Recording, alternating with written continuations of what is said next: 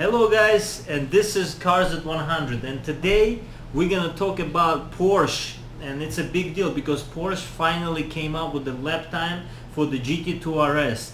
It's a big deal, it's a huge deal actually. Why? Because I think that Porsche is finally raising their game up, and I think it's very important to notice that, and I think the whole world is already noticing this. But the point where this goes on right now, starts to go on, is Porsche is gonna get confronted with other companies right now in terms of not actually being confronted, but they're gonna be opposed by somebody, Ferrari, Lamborghini, that is also a supercar company, and I think the biggest kind of a position they're gonna receive is, I think, from McLaren. McLaren is really stepping up their game as well recently, but I think what's going on is that they taking it step by step. They want the people to simmer in their company, and they want them to realize what really McLaren stands for. McLaren has a huge, giant racing history, and they need to bring this out, but they doing it slowly but comfortably. And lately they did this car 720S, as if you all know. It's basically 700 plus 710 plus 700 plus, you can say. Let's not go crazy about it, the numbers here. 700 plus horsepower car, also rear wheel drive driven, just like Porsche GT2 RS, but the style of that car is more streamlined, and the car, I think, is more capable to produce better speed and better lap time, I think, than Porsche GT2 RS. But I don't know if engineering is at that point just like Porsche. Me personally, I think the Porsche is really good right now. Why is they good? Not because I like them, it's because engineering level of Porsche is absolutely top notch. They're really bringing this situation of, like, you know, okay, you want to be faster than me, let's see what you got. And I think it's very good platform for other companies to finally raise their game. Porsche was confronted with the GT3 when they came out with the brand new GT3 recently, and Performante beat their lap record, but I think it wasn't competition there, and I think Porsche wasn't really competing with them. But I think what they were doing with Porsche GT3 is they were kind of introducing the GT2 RS into the market slowly, but with a very good lap time. And I think when the Lamborghini Performante did their lap, and I think everybody felt, all the car enthusiasts on the market, everybody knew that Porsche GT2 RS is gonna be the car that's gonna beat that lap record from Lamborghini Performante. But I think also what's important to notice here, I'm really anticipating a brand new 488, perhaps Speciale or some other name they're gonna give this car. That car is gonna be absolutely raw, and it's probably gonna be close to 700 horsepower. I believe it's gonna be under 700 horsepower, and I think it's gonna be somewhere around 680, 690, because car right now, GTB 488 GTB, produces 660 horsepower, which is tremendous amount from just a turbo engine, which finally they started to release in the supercars by Ferrari.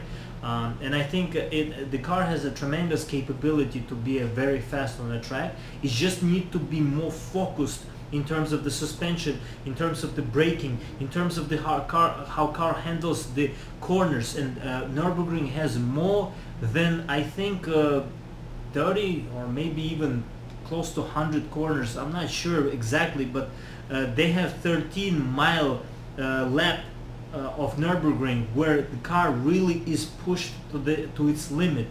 And the Porsche GT2 RS right now showed how that car engineered by them could be really good. So I think Ferrari needs to raise their game as well, bring this brand new Ferrari 488, and I think they're gonna be competing, finally raising their game, just like Speciale did back in the day with the 458 Ferrari Italia 458, I think I think it was a 488 is the new one. I think 458, 458 Italy, 458. I'm sorry, I got a little bit lost there because so many names of the cars, but you know, it's all interesting to see all these numbers and how they're gonna stack up compared to the other vehicles that are gonna be produced in the future as well. It's very important to notice all this competition. Why? Because the cars always improve, and I think finally also Audi with R8 needs to step up their game and bring out something in terms of like maybe R8 V10 plus GT or R8 V10 plus R, or something like very focused in terms of the driving dynamics, because Audi, I think, has a tremendous amount of technology as well given to their cars in the past. And when they released this RS3 with 400 horsepower with 5 cylinders, I think they can do magic with this 5-cylinder. They can put it in a supercar and make that 5-cylinder really shine just like it was back in the day. It's my opinion, and I'm really anticipating to do something about that. It's gonna be really awesome.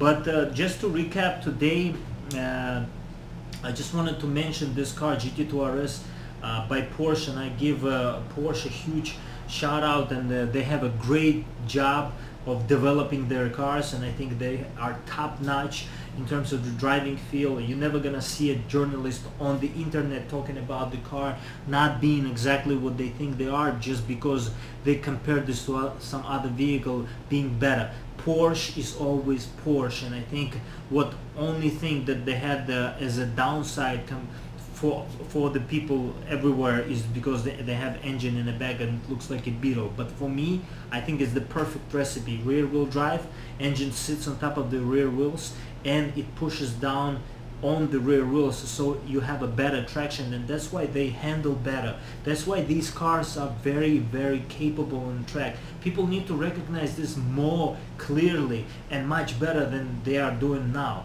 I think it's very important to notice this, because there is something about these cars, not just because they're engineered so by the way they are engineered by the technicians or engineers, but also how this car is chosen to be in a layout. It's very important. All the aspects of the car are important, but at the same time you have to consider also who's driving them, what type of capability the car, what type of capability the tire has, who developed it, how it was developed. But the most important is the engineering, of course, behind the car, because all around everything comes down to engineering.